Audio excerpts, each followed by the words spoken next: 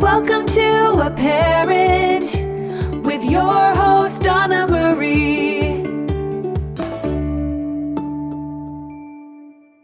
Okay, so here is a big one for a lot of parents. How to deal with a rebellious teenager. Hello, expert navigators. Isn't this an interesting topic? You know, when our children are teenagers, it's a tough phase for many families, but it's also a natural part of growing up.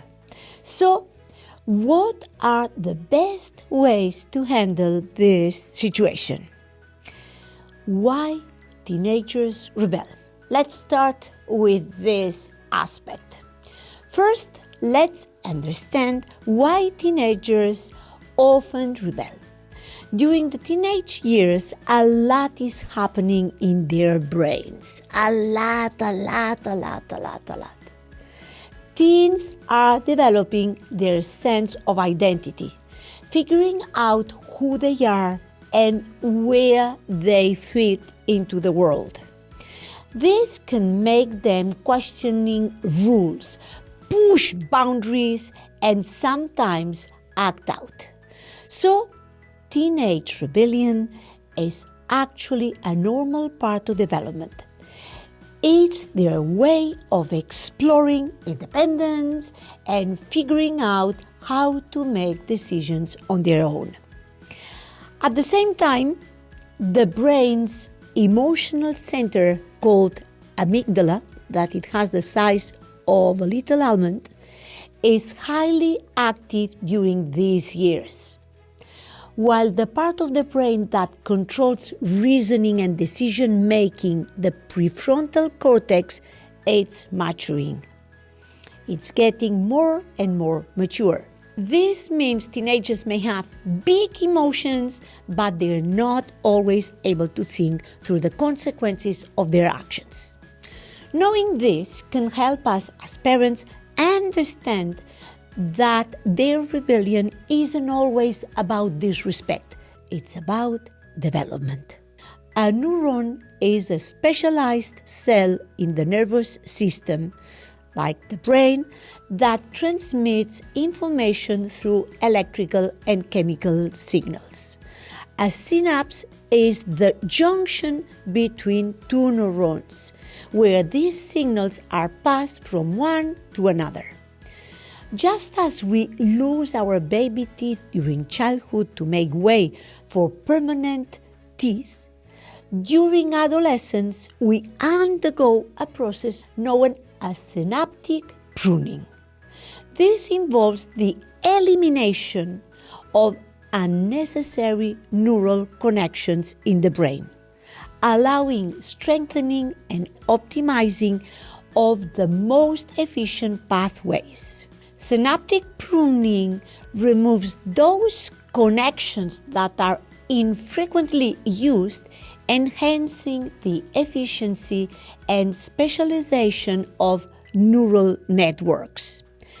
This process, so active during adolescence, as we say, is a period of significant brain reorganization and adaptation. Just as a child who has lost their baby teeth may struggle chewing a large piece of meat, adolescent undergoing synaptic pruning may not respond to situations in the same way as an adult would. This is because their brain is still maturing and optimizing those connections. Understanding synaptic pruning helps explain why adolescents may exhibit behaviors and reactions different from those of adults. As their brains are in a crucial phase of development and adaptation, everything is clear. We have to stay calm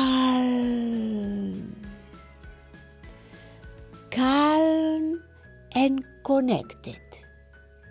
When our teenagers act out, it's easy to get frustrated or angry.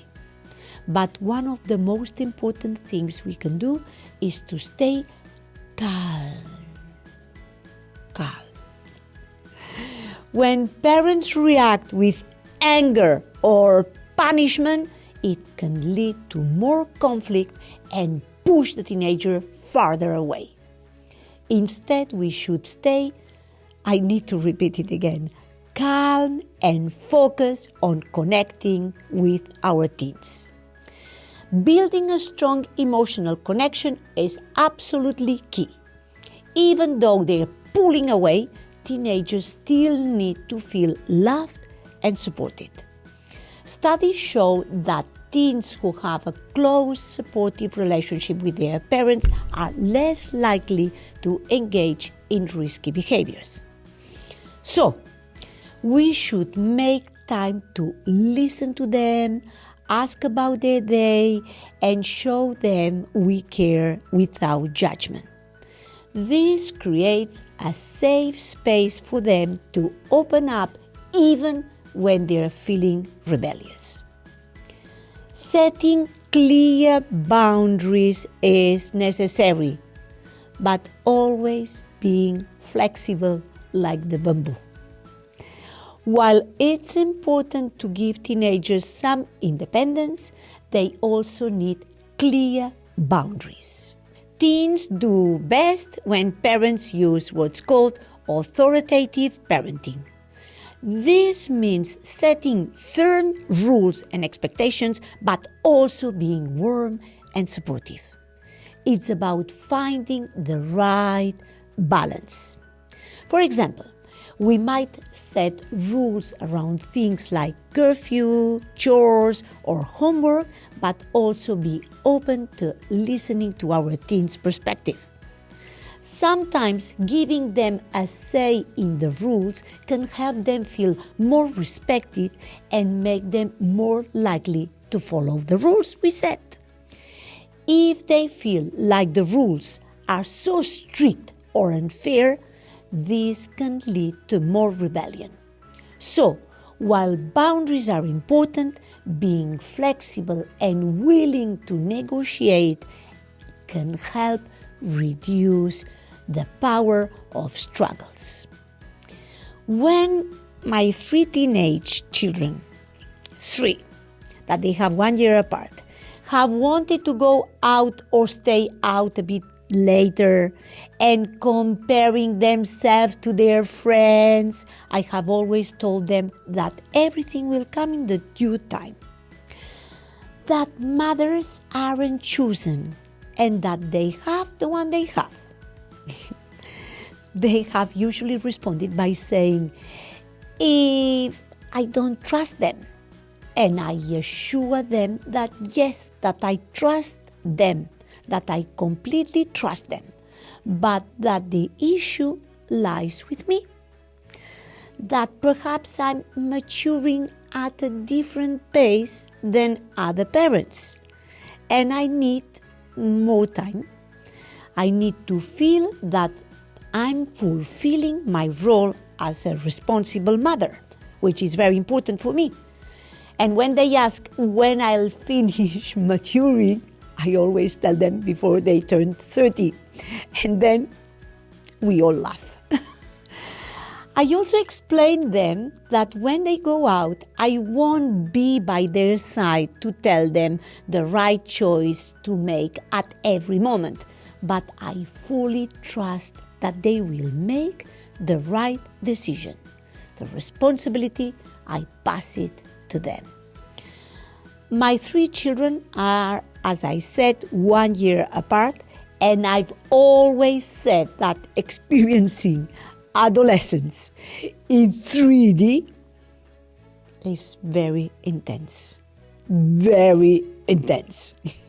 But there we are.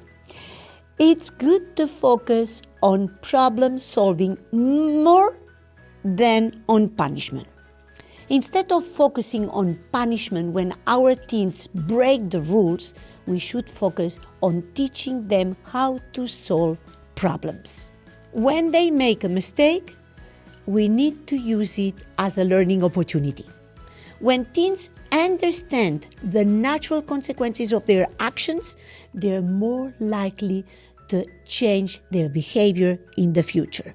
For example, if our teens miss curfew, instead of grounding them for a week, we can have a calm conversation about why curfews are important and what the consequences of staying out so late could be. Then we can work together to come up with a plan to avoid the problem next time. Together. This helps our teens develop responsibility and problem-solving skills, which are critical for adulthood. It's a training camp. I always say it's a training camp for parents and for teens and for children if they're smaller. We need to pick up our battles.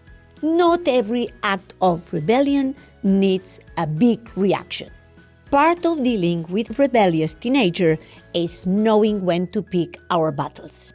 Some things might feel like a big deal to us as parents, but they may not actually be worth a huge fight. Teenagers often push back on things like clothing choices, hairstyle, or music. These are often ways they express their growing independence. And while it might not be our favorite look or sound, it's usually harmless. If we can let these small things go, we can save our energy for more important battles, like their safety, health, and well-being. Let's keep the line of communication open. Communication open. One of the best things we can do for our rebellious teenager is to keep the lines of communication open. It's tempting to want to shut down or get into arguments when they're being difficult. But this only creates distance. Two-way communication helps teens feel heard and respected, and it reduces the chances of extreme rebellion, which is very important. We can ask open-ended questions and listen without interrupting, even if we disagree with what they're saying. Silence. We should try to understand their point of view, and afterwards we can participate, of course. Sometimes teens just need to feel like they're being listened to, even if they're still going to follow the rules in the end, which is very important. By having regular, honest conversations, we'll build trust, and our teens will be more likely to come to us when they need help or advice. We have to be a role model. A good role model. Teens watch what we do more than what we say. Parents are still the biggest influence on teenagers, even though it might not always seem that way. That's true. If we want our teenagers to make good decisions, we should show them how it's done. We should be role models for everything, for how to handle stress, how to make responsible choices, and how to deal with conflicts in a healthy way. If they see us managing our emotions and solving problems without losing our cool, they're more likely to do exactly the same. Remember, even when they're acting rebellious, they're learning from how we handle the situation. We need to help them develop a sense of identity. One of the reasons teenagers rebel is because they're trying to figure out who they really are. This is a big part of growing up. Helping teens explore their interests, values, and beliefs in a positive way can reduce the need for rebellion. We can encourage our teenagers to try new hobbies, join clubs, or get involved in activities that help them develop their skills and talents. This gives them healthy ways to express their individuality and independence. And it also shows them that we support them in becoming their own person. The conclusion: dealing with a rebellious teenager is tough, but it's also a natural part of their development. By staying calm, setting clear but flexible boundaries, and keeping communication open, we can help guide our teens through this challenging time. Remember, rebellion is often a sign that our teenagers are trying to figure out who they are. And by offering love, support, and guidance, we can help them grow into responsible, independent adults. We should be patient, pick up our battles wisely, and above all, keep showing them that we are there for them no matter what. Thank you so much for being here with us. Thank you for watching. Like and subscribe for more content. Love, joy, and respect always. See you next time. Become a better parent day by day with a parent.